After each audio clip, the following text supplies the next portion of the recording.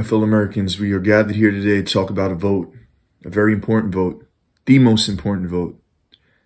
Now, this is serious stuff. I usually come in all happy and go lucky. Not today. We're taking it serious today. Votes are important. And you got to make sure you go out and vote, man, because your vote can matter. And if your vote can change the whole complexion of this thing, no. No, I'm not talking about Donald Trump and Joe Biden.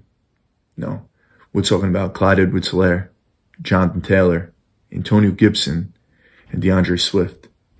And this vote came down to the final 20 minutes. One candidate was down. He was down. And then these late votes, these mail-in ballots, came in late and pushed him to the top.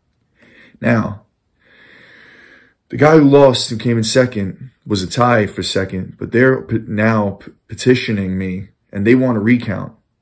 I can't do recounts. I'm not doing recounts. So we're going to stick to the integrity of this vote, and we're going to keep it. For 26% of the votes, the winner is Clyde Edwards-Helaire. Now, let's talk about this. He's a running back out of LSU. He was picked number 32 overall by the Kansas City Chiefs. Ran a 4.60 40, which is good for 47%. He had a 92.5 speed score, which is good for 35%, and a 128.7 burst score, which is good for 88%. He's not an exceptional athlete. His speed score is really low. His burst score is great, though. Great burst score. So let's talk about him this year. He was the biggest riser of most people's pre-draft to draft boards. He was mostly everybody's RB5. He was my RB5. Jonathan Taylor was 1. DeAndre Swift was 2. J.K. Dobbins was 3. And Cam Akers was 4 with Clyde Edwards-Helaire 5. But then he got drafted by Kansas City, and that shot him right up to 2. It was Jonathan Taylor, CH, the big fight on Twitter. In one corner, Jonathan Taylor, in the other corner, CH. This one scores more in PPR. This one's a better runner. This one, whatever. I kept Taylor as my RB1, but I wasn't fighting you. If you had it CH, good, great. Because the 101 and the 102 was a great spot to be in. So let's talk about him as a pro.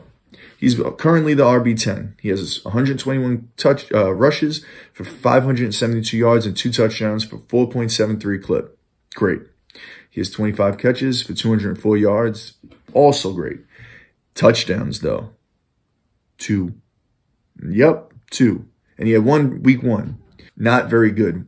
Well, why? Because he has 7 goal line carries, which is good for 4th in the NFL, and 0 touchdowns. Horrible.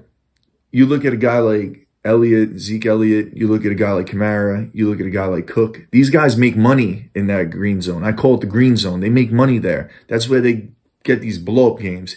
He's not having them. That's why his season high is 20.9 PPR points. Let's talk about the positives for a second. He has 7 big runs, which is good for 1st in the NFL. He's faced a light or base box 85% of the time, which is fantastic because they're not going to stack the front with, Tyreek Hill and Kelsey and Mecole Hardman and, Patty McBuckets back there, slinging the rock all over the place. So that's great. But typically he's between 11 and 15 PPR points. So his ceiling to me is capped because of the offense being so explosive and the fact that he's not getting he's getting the red zone work, but he's not producing. So the big question is Le'Veon Bell, man. The Jets cut him, and then Kansas City signs him, and everybody's had these big skeptical hippo eyes. Like, what? What? KC? Why? Well, that's a good question, man. The last 2 weeks have been really not good weeks for CEH. He had 9 touches in both weeks, and he had his season low at 6.1 PPR points last week, which is, obviously a season low. Not good. And you shouldn't be having that with KC's offense. And Le'Veon Bell had 15 touches in the same time.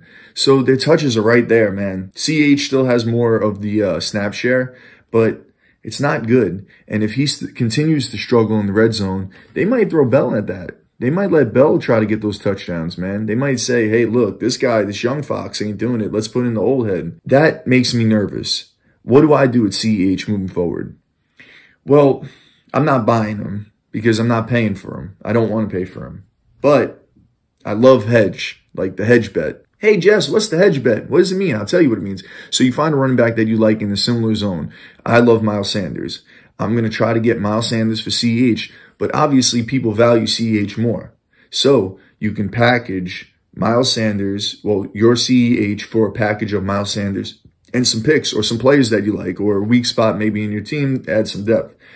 That's a trade I love to make. Look for Jacobs. Look for Sanders. Look for, if your team isn't winning right now, go to the Barkley owner. Maybe you could wiggle Barkley off of them. You're week late with CMC, but those are trades that I'm trying to make with my Clyde Edwards-Helaire shares. But yeah, man, and if you have him and you feel like you want to keep him, that's perfectly fine, man. Those cornerstone RBs are kind of hard to find, so I'm really okay with you holding him because he's obviously a top 8 to 10 dynasty running back. So I'm really cool with you holding him, but I like the hedge, man. I would love to get more Miles Sanders shares.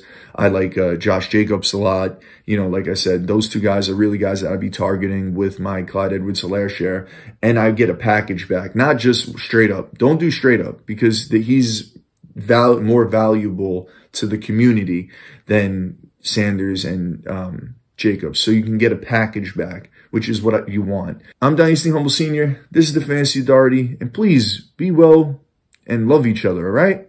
Peace out.